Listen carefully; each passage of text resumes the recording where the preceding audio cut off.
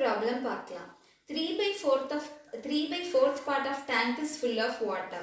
When 30 liters of water is taken out, it becomes empty. The capacity of the tank is. So question என்ன கொடுத்துருக்காங்கன்னா ஒரு tank இருக்கு, அந்த டேங்க்ல 3/4 water வந்து இருக்கு அப்படின்னு சொல்லியிருக்காங்க. அப்புறம் என்ன சொல்லியிருக்காங்கன்னா அந்த 3/4லேருந்து 30 liters of water வந்து டேங்க்லேருந்து வெளியில் எடுத்துடுறாங்க.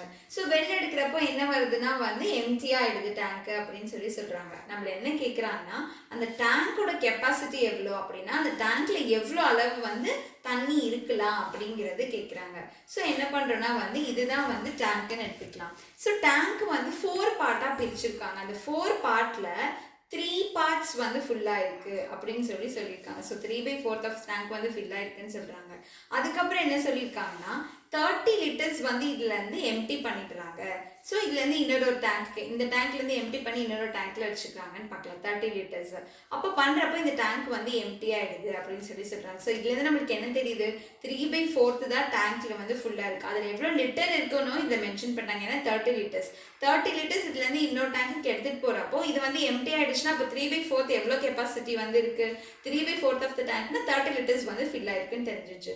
ஸோ நம்ம வந்து இதை வச்சு எப்படி சால்வ் பண்ணலான்னு பார்க்கலாம். ஸோ 3/4 வந்து 30 litersன்னு தெரிஞ்சிச்சு. அப்போ வந்து ஒரு டேங்க் ஃபுல்லு வந்து எவ்வளோ இருக்கும் அப்படிங்கிறத வந்து நம்ம கண்டுபிடிக்க இதை வந்து எக்ஸ்ன்னு எடுத்துக்கிறோம். ஸோ இதை வந்து கிராஸ் மல்டிப்ளை பண்ணுறோம். என்னது 3/4 into x is equal to 30. So x is equal to 30 into 4/3, x is equal to 40 liters. So இதுலேருந்து என்ன தெரியுதுன்னா இந்த டேங்கோட கெப்பாசிட்டி வந்து எவ்வளோனா வந்து 40 liters அந்த டேங்க் வந்து ஆக்குபை பண்ணும் அப்படின்னு தெரிஞ்சிச்சு. அடுத்த ப்ராப்ளம் பார்க்கலாம். ஸோ என்ன கொஸ்டின் கொடுத்துருக்காங்கன்னா two digit number a is formed by reversing the digit of b. b is 45 less than a. The sum of digits of b is 9. What is a? So என்ன கொடுத்துருக்காங்க, இந்த கொஸ்டினில் ஒரு 2 digit number இருக்குது. அந்த number வந்து என்ன ஏங்கிற ஒரு வேரியபிள் ஃபார்ம் பண்ணுது அப்படின்னு அஷ்யூம் பண்ணியிருக்காங்க. ஏ வந்து ஃபார்ம் ஆகுது.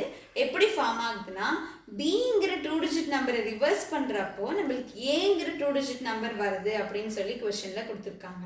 அப்புறம் என்ன கொடுத்துருக்காங்கன்னா பி வந்து ஏவை விட 45 லெஸ்ஸாக இருக்குது அப்படின்னு கொடுத்துருக்காங்க.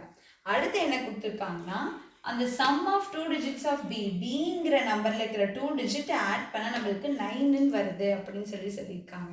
இதுலேருந்து நம்மள என்ன கேட்குறாங்கன்னா ஏ வந்து என்னவா இருக்கும், ஏல இருக்கிற அந்த 2 digit நம்பர் என்னவா இருக்கும் அப்படின்னு கேட்குறாங்க.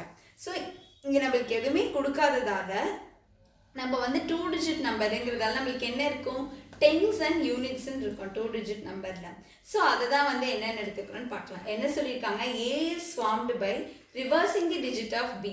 ஸோ பிங்கிற டிஜிட்டை ரிவர்ஸ் பண்ணுறப்போ ஏ ஃபார்ம் ஆகுது. ஸோ பி வந்து நம்ம என்ன எடுத்துக்கலாம்னா டென்ஸ் யூனிட்ஸ். ஸோ 2 பிளேஸ் இருக்குது. 2 digit நம்பர்னாவே டென்ஸ் அண்ட் யூனிட்ஸ் இருக்கும் இல்லையா, அதுதான் வந்து இப்படி எடுத்துக்கிறோம். ஸோ டென்ஸுங்கிறதால 10 into t, யூனிட்ஸுங்கிறதால 1 into u. இது ரெண்டுத்தையும் ப்ளஸ் பண்ணுறப்ப நம்மளுக்கு என்ன கிடைக்குதுன்னா 10t plus u அப்படின்னு கிடைக்குது. ஸோ இதை ரிவர்ஸ் பண்ணுறப்ப நம்மளுக்கு ஏ கிடைக்குதுன்னு சொல்லியிருக்காங்க. பிஏ ரிவர்ஸ் பண்ணுறப்ப ஏ.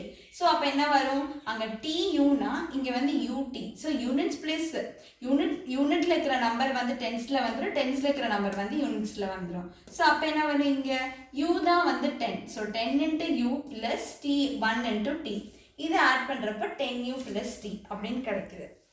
அப்புறம் கொஸ்டின் என்ன கொடுத்துருக்காங்க, sum of digits of P is 9 அப்படின்னு கொடுத்துருக்காங்க. ஸோ பியில் இருக்கிற டிஜிட்டை ஆட் பண்ணால் நம்மளுக்கு 9 வருதுன்னு சொல்கிறாங்க. ஸோ டிஜிட் நம்ம இங்கே என்னென்னு எடுத்துக்கிறோம், டி அண்ட் யூன்னு எடுத்துருக்கோம். So T plus u is equal to 9.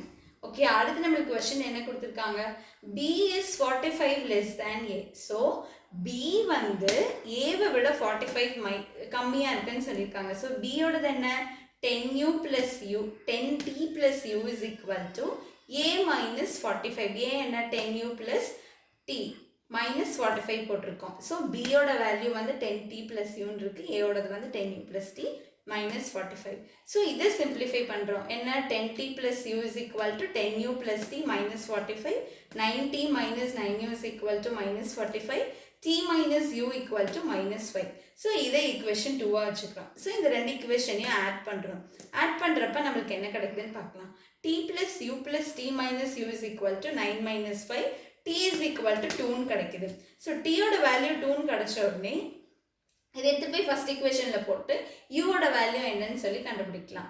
So என்ன டீயோட value 2. So 2 + u is equal to 9, u is equal to 7 அப்படின்னு கிடைக்குது. ஸோ டி அண்ட் யூவோட வேல்யூ என்னன்னு தெரிஞ்சிச்சு.